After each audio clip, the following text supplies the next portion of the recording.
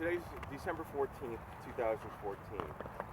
Susan Cabot, Johnny Arthur, Jonathan Hale, Shorty Shea, and Thelma Pelish. These people, they didn't change the world, they didn't win Oscars, but they had a part in making the magic of television shows and movies that we've all enjoyed over the years. They don't deserve to spend eternity anonymously. Thelma died when she was only 56 years old, and it was quite sad, but I don't know if it's even more sad that 1983 was 31 years ago, which is, it's like, oh man. And the third annual Dearly Departed Weekend was attended by almost 100 people. They came from the UK, they came from Australia, Texas, Arizona, Oregon, Florida, Michigan, Ohio, Nevada, and Missouri, and local Californians from north and south. You folks did this. This is a product of your generosity, and thank you for coming. Now, Mark Masick is going to talk for a bit and tell us a little bit about Thelma and the surroundings here. I guess first of all, this section of the cemetery, Restland, is it? Was originally a cemetery owned by Amy Semple McPherson, the evangelist. She opened it in the 20s. And the plan was she was going to be buried here. They were going to have a scale model of the Angelus Temple in the middle. When Pierce Brothers bought this property, they bought this part of the cemetery. Amy's at Forest Lawn, Glendale. And I wonder how many people are buried here expecting to spend eternity with Sister Amy and are spending eternity with Thelma. Anyway, Thelma is one of the many performers who you see them on the screen, you see them on TV, and you think, I know who that is, I know their work. I appreciate what they've done. I just don't know their name or anything about their story. Thelma was the daughters of Polish immigrants Samuel and Rose Blumstein Pelish. In 1953, when she was 26, Thelma appeared on television in small roles in the Jackie Gleason Show and 2 episodes of Robert Montgomery Presents. The following year, in 1954, Thelma made her Broadway debut as May in The Pajama Game, playing a boisterous member of a union grievance committee at a Midwestern pajama factory. The play starred Janice Page, John Raitt, Eddie Foy Jr., and Carol Haney, and it was the first musical choreographed by Bob Fosse.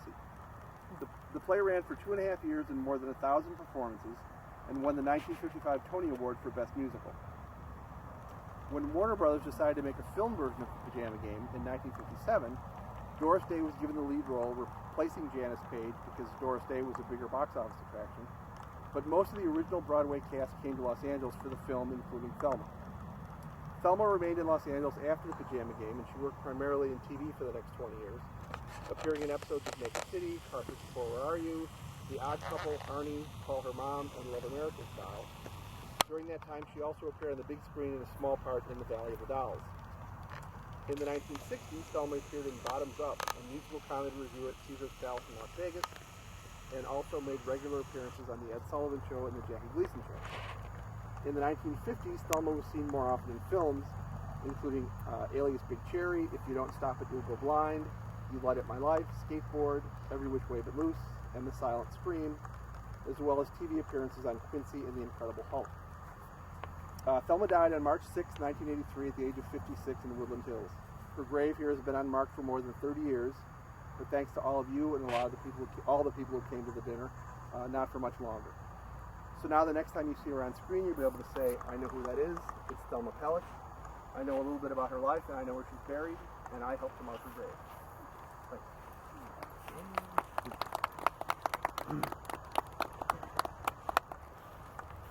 Now I've got to acknowledge the people that donated gifts for our dinner that raised the funds for this.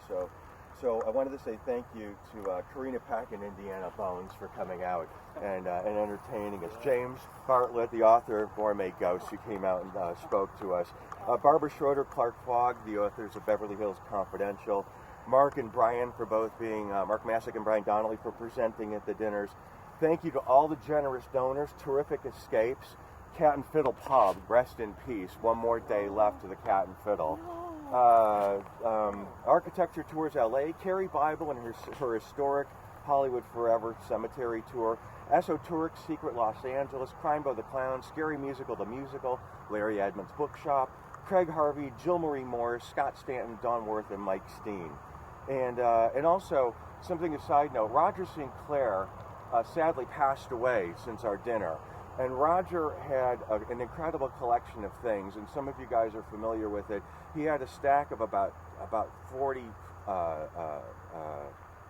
photo albums filled with pictures that he took with a camera, categorized, biographies next to them. I said to Roger before he died, I want those. I'll take care of them. I promise. You know, all their hard work didn't go unrewarded. Now the internet, you know, it's made them obsolete. But because I just wanted to make sure they were taken care of. I contacted the Academy of Motion Picture Arts and Sciences, and they're taking them. And it's going to be the Roger Sinclair collection. And I think that's just the coolest thing. So it's a little posthumous tribute to Roger, and he deserves it. And as I understand, we're going to have a memorial service for him next year at Forest Lawn, Glendale. I want to say a special thanks to Mark and Jane Osborne for helping out with the dinner as much as they did for. I mean, if it wasn't for you guys, there wouldn't have been a dinner. And thank you for again organizing the speakers. Thank you for donating your time and the items that were used to raise the money for this. And thank you, Troy, because without you, none of this would be going on. Because Troy is everything to me, and if it wasn't for him kicking me in the ass, these things wouldn't get done. So thank you. Now, remember this moment. The next time someone criticizes you for your ghoulish interests or your unusual interests, make sure, close your eyes and think and smile of Johnny Arthur, of Susan Cabot, of Jonathan Hale and Shorty Shea. Smile and think of them. Or flip them off, grab a beer, and come and sit with Thelma, because that's what she would love, I think. And because of you, the entire world now knows where she is. So without any further delay, I will unveil Thelma's stone. Are we ready? Yeah. All right. Yay. Yay. Lovely. Oh my goodness. Oh, it's lovely, Scott. Oh, it is That's lovely. lovely.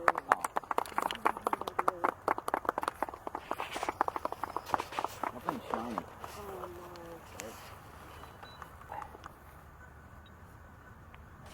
So it's photo call first, obviously. Thank you, Scott. Yeah, that's great. Well, thank you guys. Thank you so much. Is that how old? I guess he can start.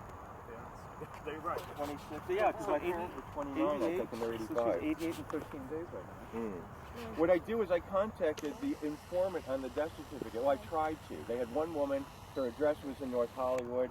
I went over to the apartment building this week and I knocked on the door and I spoke to the manager and he said, no, that name doesn't exist. And there was a woman that lived there for over 30 years that died recently, and she's the only one that would have known her. So we have nowhere to go as far as finding anyone that actually knew Thelma when she was alive.